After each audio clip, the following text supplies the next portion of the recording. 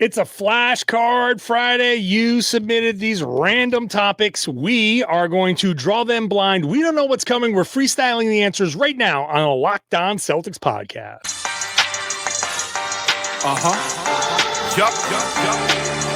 Beantown, be ever ready. It's the C's. Who else could it be? What they gon' say now? Screaming like JT. Karalis, we kept the madness every game, every practice. Primetime Deb and D White on the sideline. Raining Jays, how it started, raising banners, how we finished. Locked on Celtics pod, home of the winners. Hey there, welcome back to the Locked On Celtics podcast right here on the Locked On Podcast Network. It's your team every day. We're back to Monday through Friday next week, so make sure you're subscribed wherever you get your podcasts. Watch the show on YouTube. Get into the comments section because we are daily. We are back. We are free and available everywhere. I'm John Karalis. I'm the host of this show, beat writer for Boston Sports Journal, covering the Celtics. You might notice if you're watching on YouTube a little not wearing the stuff I just was wearing before and that I will be wearing because we recorded the Flashcard Friday episode before I wrote my story on Kawhi Leonard. If you didn't see it, go to Boston Sports Journal. It is free.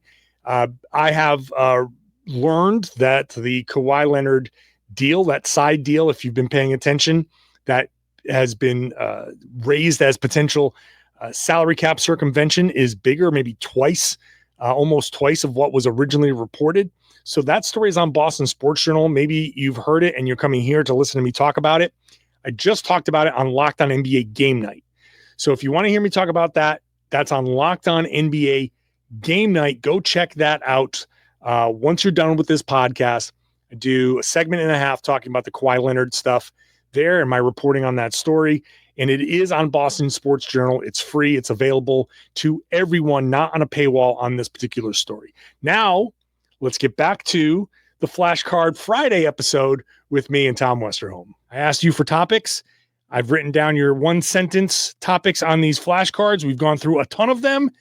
This is just a fun way for us to talk about something, but off the cuff. We don't know what's going on. When I say we, it's Tom Westerholm, everybody. Hello. Tom Westerholm, you find his work at boston.com. This is nice. It's good to get the podcast off on the right foot. Yeah. Round of applause. Yeah. It's better than either one. I welcome the love. I welcome the hate. It's like one of my favorite Rick and Morty lines is your boos mean nothing to me. I've seen what makes you cheer. What makes you cheer? All right. So people know the deal. I got random topics here on the flashcards. It's just a fun way to kind of go through stuff. We're thinking on our feet. Challenging. It's challenging. So let's go through. I've been just kind of playing with this, shuffling these up all along. So let's just dive in here. And you're not putting your thumb on the scale this time. No, I cheated because it was my own. Here we go. Your Celtics Mount Rushmore. 4 players on your Celtics Mount Rushmore. I think it's fair to say 2 of them are Bill Russell and Larry Bird. Listen, oddly enough, no disagreement from me. Okay. Yeah. The other 2 are up for some debate, and especially now because like the 4th one, it might be rotating. Mm-hmm. Can we say Bob Cousy is there? He's the original. Yeah. Or is it Havlicek? I think it might be Havlicek for me. Yeah. I think it might be is it Cousy and Havlicek, or is it Havlicek, no Cousy?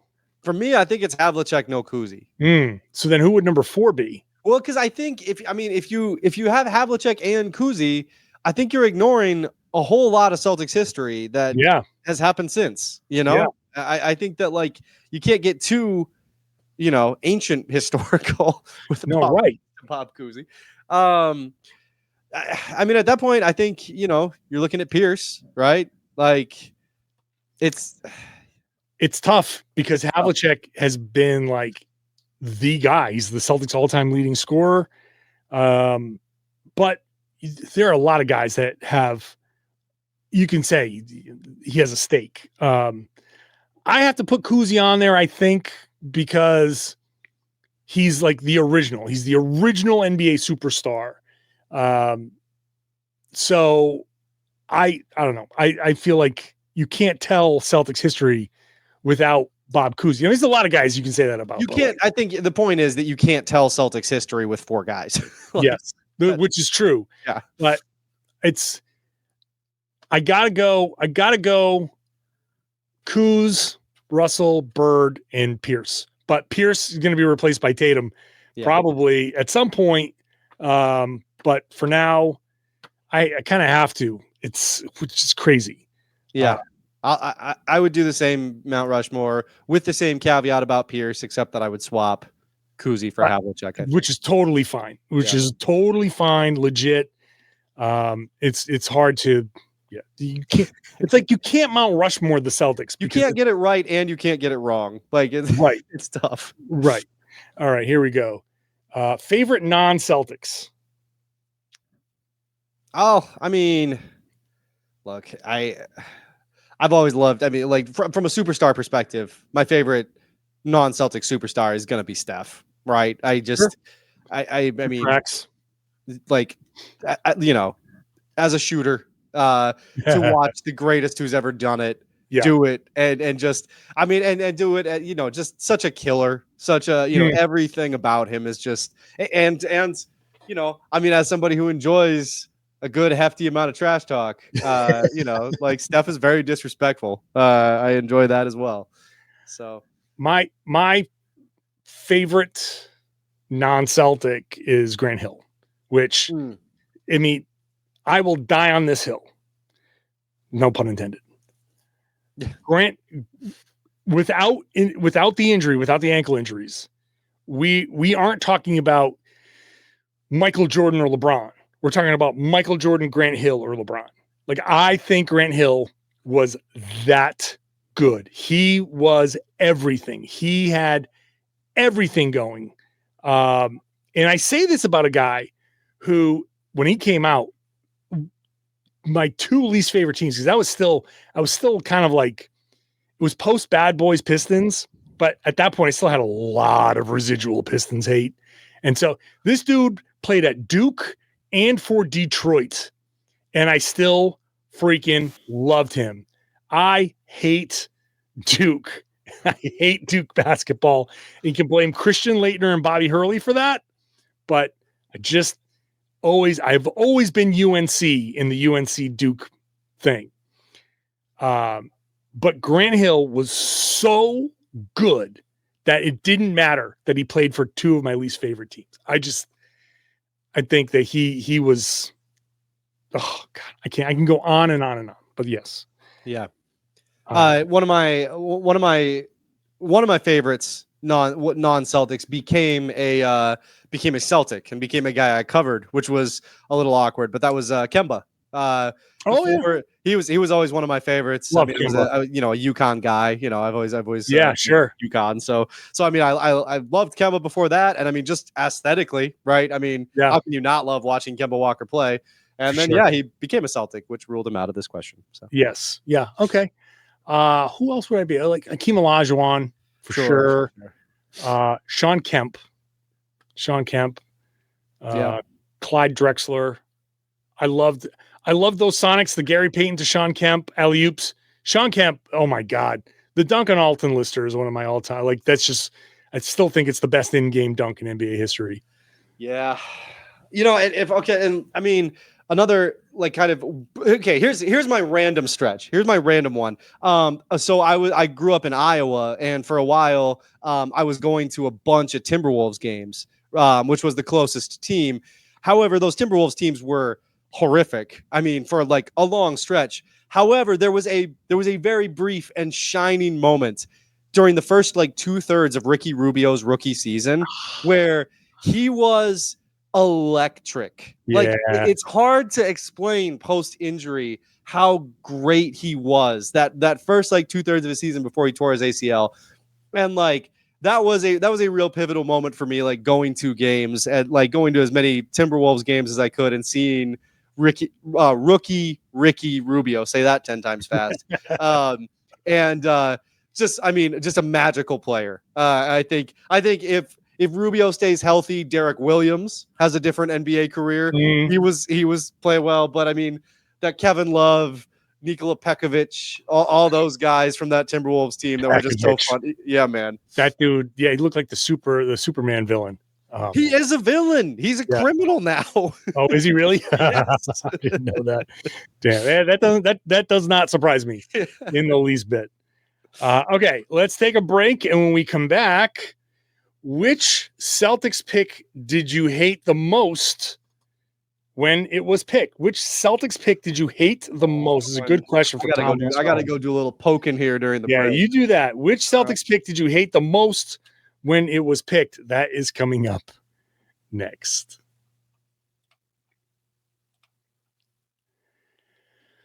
Today's show is brought to you by our good friends over at FanDuel. Make sure you are heading over there for football season because football season is here. Patriots, everybody's gearing up here. And if you want to make everything more exciting, especially if you're a new customer, you place that first $5 bet. If it wins, you get $300 in bonus bets to use across the app. So you want to bet on player props like how many touchdown passes does Drake May throw in a particular game or whatever. You can do that. You can build the same game parlay. You can jump in as the action unfolds. So when you go to fanduel.com, download the app, and when you open it up and sign up, they will give you an option to set your budget, set your limits. Do that. Make sure you're only spending what you can afford to lose, just in case you have a bad stretch. We all have them. And this way, it kicks in, and when you get your money, get paid again, you can throw your disposable income back on there and have some more fun. Very quick, easy. You can get paid out right away. Have fun on Sundays with FanDuel. Head over there. If you place your first $5 bet and win, you get a chance to win $300 in bonus bets.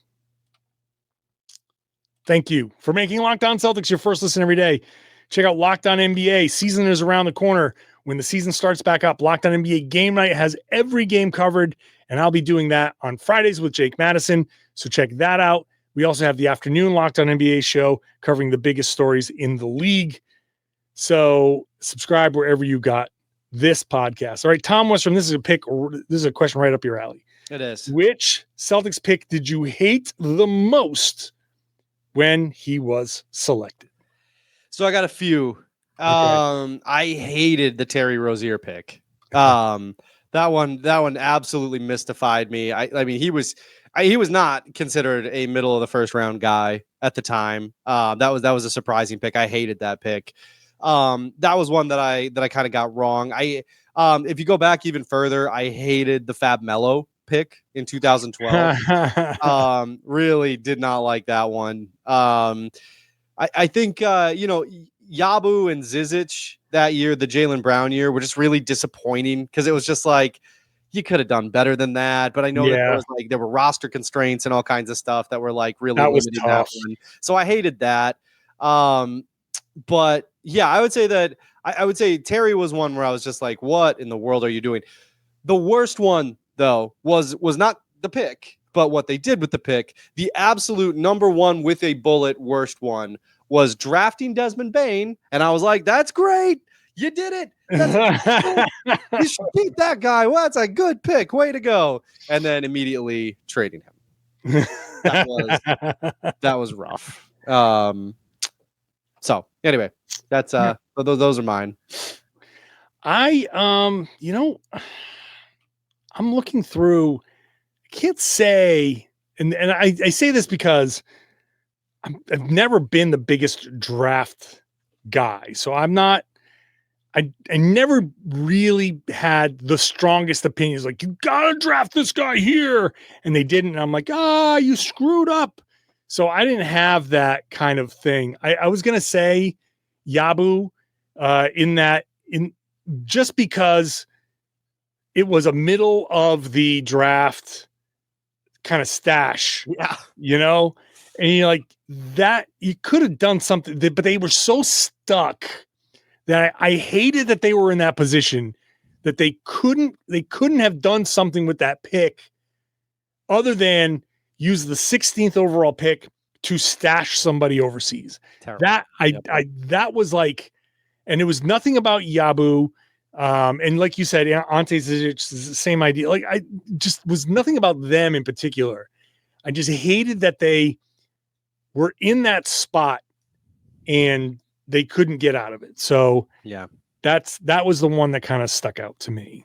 I do feel like it was a funny situation because I do feel like in 2025, I don't think a team would find themselves in that position. I think you'd be able to like the number 16 pick. Like you could get, I don't care like if teams are trying to leverage against you. Like a team is taking the number 16 pick and giving you something of value in 2025, I think. But anyway, it was a very 2016 problem, I think. Yeah. All right, let's move on here. Jordan Walsh's development. Okay. So we've talked about this a little bit on the show. Yeah.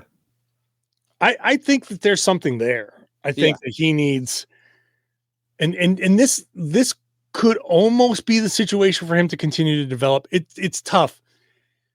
I don't think the G League is where it needs to be. Yeah. To develop people.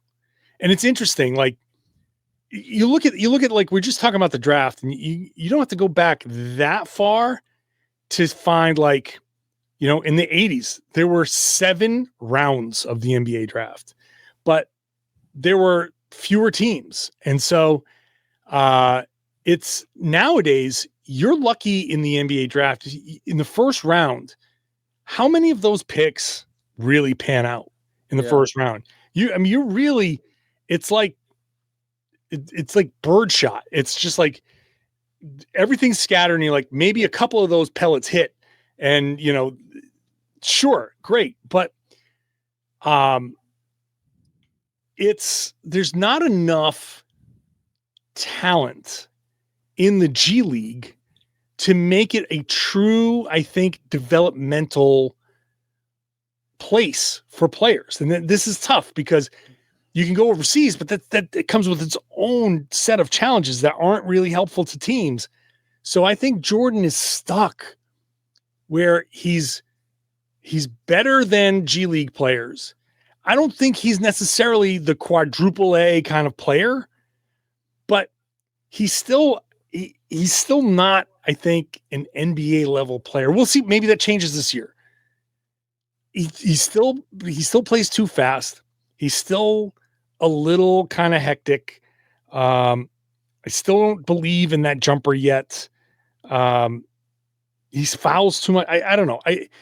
The stuff that look, we were talking about, off camera, your son's playing soccer, and he said the perfect things. Like, I want to be challenged against better players.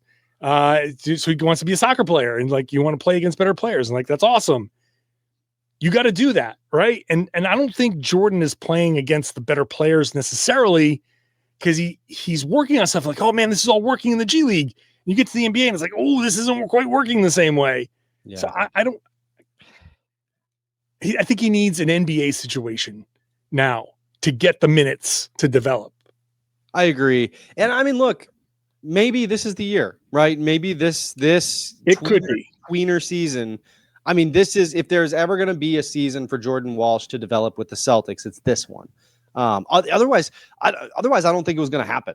Right. If the Celtics were going to be good again this season, like if Jayson Tatum hadn't gotten hurt, if this was a team that was going to compete for a championship, you can't afford to have a developmental guy out there. No. But like this actually would be a pretty good opportunity to see what you've got in Jordan Walsh. And I don't mean see what you've got in like, give him like 5 minutes at the end of the game. Like, no, like, hey, like this could be, if he could be a valuable piece for your team if he pans out, and you've got a chance to see if he's going to pan out this year.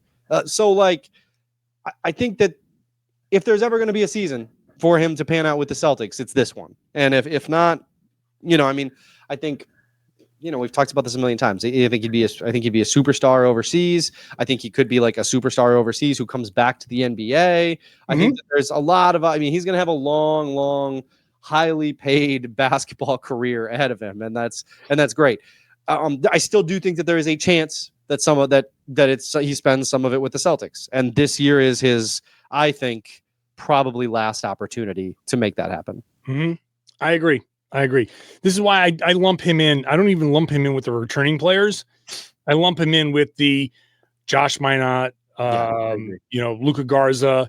He's. I think he's in that group. Like, he's part of that group of what do we have here? And he has an advantage of having been here before, but that's where he is, I think. He also has the advantage of he got a ring. The other guys, he got a ring. Okay, interesting. Build a perfect player using Celtics skill sets. So we're going to build a perfect NBA player. So I'm going to have Jayson Tatum's build. I'm going to have Jayson Tatum's shot. I'm going to have Jayson Tatum's. No, I'm just kidding. Jayson Tatum is a pretty close to perfect basketball player. Yeah. No, his but like Peyton Pritchard's handle. Yep. I would say Derek White's passing vision, decision making. Yeah. Is he a better passer than Tatum? Okay. I think yes, because Tatum's passing is built on his talent drawing multiple players, creating that advantage, and then making the right pass off of that. Sure. Okay. Whereas I think Derek's passing is reading, playmaking, and just kind of like he's not drawing multiple players. Sure. I think Derek, this is why I call Derek White like the best pure basketball player on the team, because Jaylen and Jayson are obviously better than he is, but there's so much of it that's physical and they just have more talent than they can do things wrong but still succeed. Where Derek, I think, does more fundamentally correct. So if I were teaching a kid, okay, here you are, 10-year-old basketball player, I'd say watch Derek White more than I'd say watch Jayson Tatum or watch Jaylen Brown. Right. Watch Derek White and do what Derek White does, because it's just more fundamentally sound. You know what's funny is if you took last year's team and you tried to build a perfect player, you'd basically just build Victor Wembanyama. That's right. You'd be able to say Porzingis' height and everything, so you could just make Victor Wembanyama. That's crazy. Yeah. So did we get everything? Sam Hauser's shooting or sure. Shooting, yeah. Jaylen's explosion, his Yeah. Yeah, I think that's and then I think that works. Yeah, Tatum's footwork and all that stuff. Sure. Yeah. No, I like that. Yep. All right, let's. Okay, we'll take this into the break.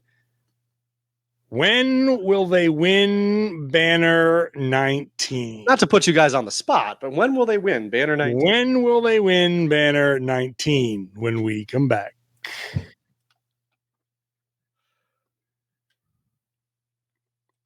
Hey, thanks for making Locked On Celtics your first listen every day. Like I said, football season is here, so you got Locked On Patriots. We got Locked On every team. We got everybody covered. Locked On baseball. We got Locked On MLB. We got Locked On every team there. Locked On any NHL team. It's all there. So whether you're a Boston sports fan or if you're one of those like out of towners that loves the Celtics but has other favorite teams, go check out Locked On, whatever it is. So very fun, easy question. Tom, when will they win Banner 19? Oh, man, guys. Because I think it might be a little bit. It might take a while. Yeah, you gotta learn to love the process again, So I will say, okay, so obviously 26 is out. I will say that their next best chance will be the 27, 28. That's what I would say. I would say give Tatum a full season back. So, so next season's out. The following season is And then the following season after that is their best chance. And if they don't win it by 27, 28, it will be in the 2030s. I think so. Yeah, that's going to take a while. So when will they? I'm going to be optimistic and say that 28 season is going to happen. All right. I'm going to say because they're here. Well, because that's going to be like, remember you were saying this the other day, last week on the we were talking about the Spurs, like you go through and you win a championship and then it's like, oh, okay, sorry, we got it. And then after that you lose and you're like, oh man, I want to win another championship. I think there's going to be by that 27, 28 season, it's going to be like, oh crap, I don't know what's going to happen with Jaylen Brown by then, but I feel good about Tatum being around. Feel good about Derek White being around. That might be the last like Derek White, really good Derek White, Derek White season. Yeah.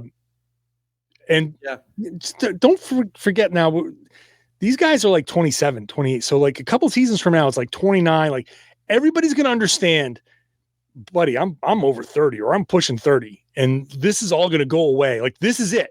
Mm-hmm. Right? Because after that season, who knows what second apron CBA is going to do to this team. So I think that's going to be like the galvanizing guys.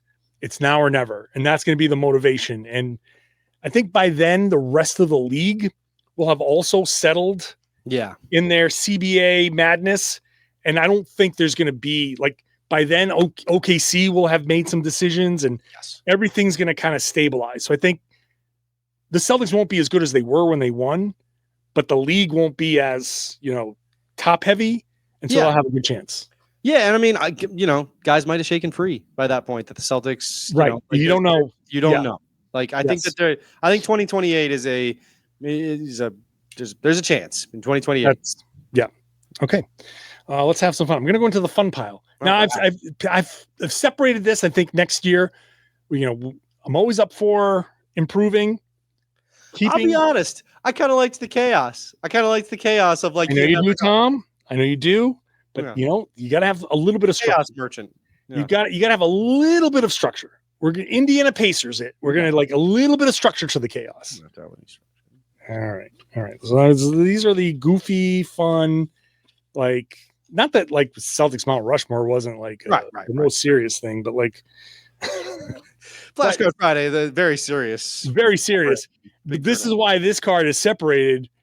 Would Ugo drive a Yugo? I don't even know who submitted that, but would Ugo Gonzalez drive a Yugo? Do you even know what a Yugo is? I was literally about to Google what a Yugo is. A Yugo is an old car from my youth when I was younger than you, which is a very long time ago.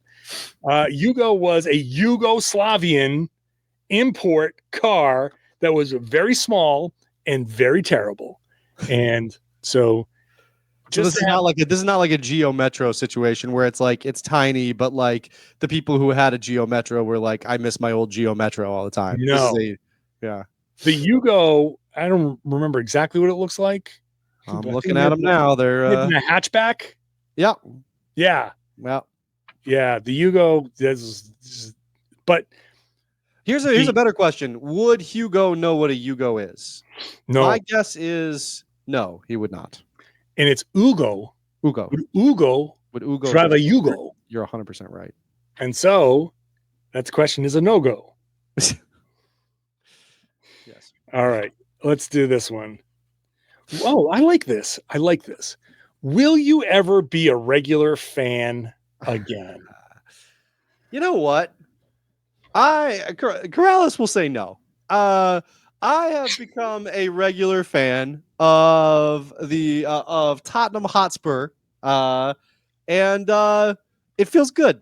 It's a different sport, obviously, but yeah, man, it feels really good. It feels good to like be super invested, but not from like a super analytical perspective, and just be like, they sign somebody, and I get to just be like, "Oh, Xavi Simons, this guy's awesome! I can look at his YouTube highlights. This guy's amazing."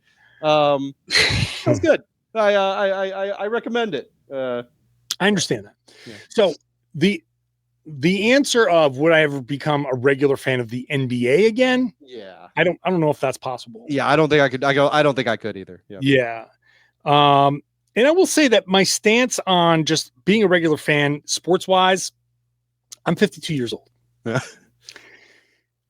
It's tempered over the years. And part of it is the job where I grew up a Boston Celtics fan, but the job forces you to remove that from your whole thing. Like I have to be. People don't believe that either. It's very funny to try to explain that to people. People don't believe it, but it honest to God, it is true.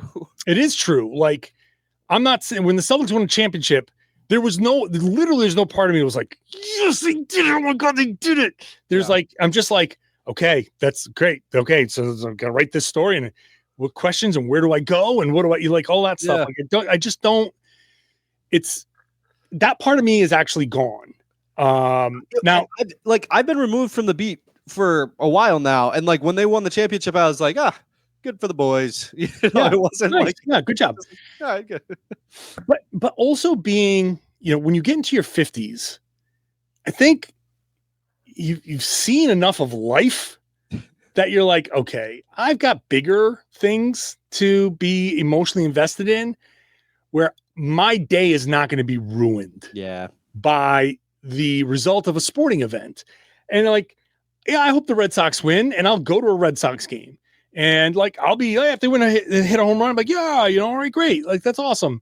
But I can also sit there. Like I sit there during games. I'm just like stone faced, like, okay, that was a nice play.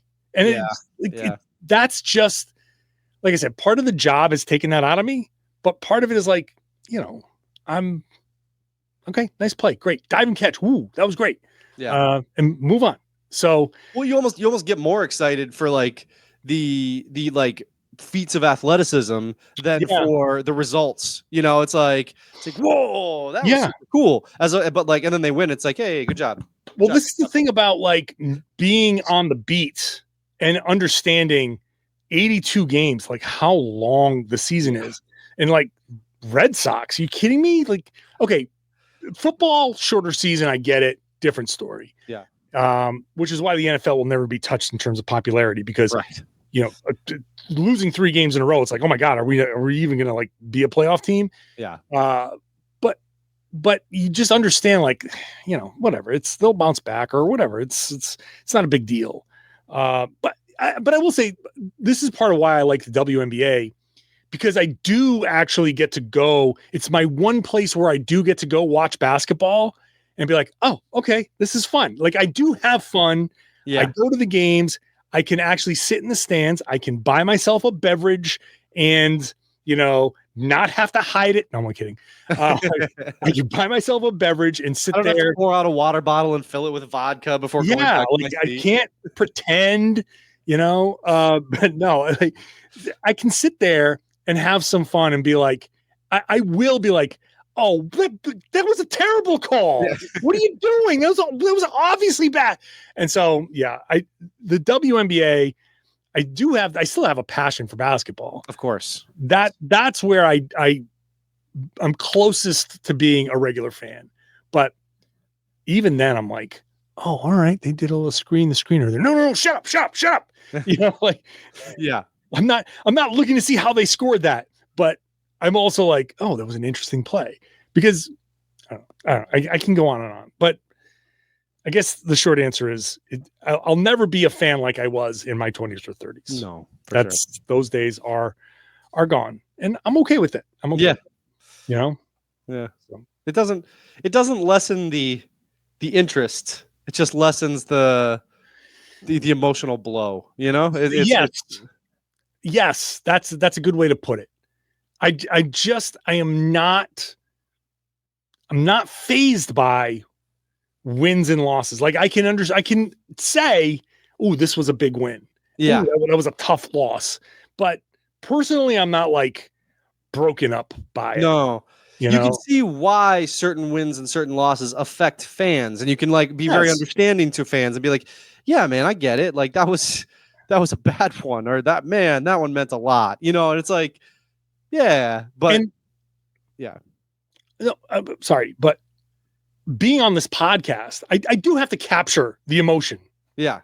And so I do have to, it's kind of a weird dynamic where in my writing and at the games, I'm just like whatever happens. It's like, when you have like Peyton Pritchard hits a 3/4 court shot in the NBA finals and we're all going like, whoa, I can't believe he did that. Like, oh my God.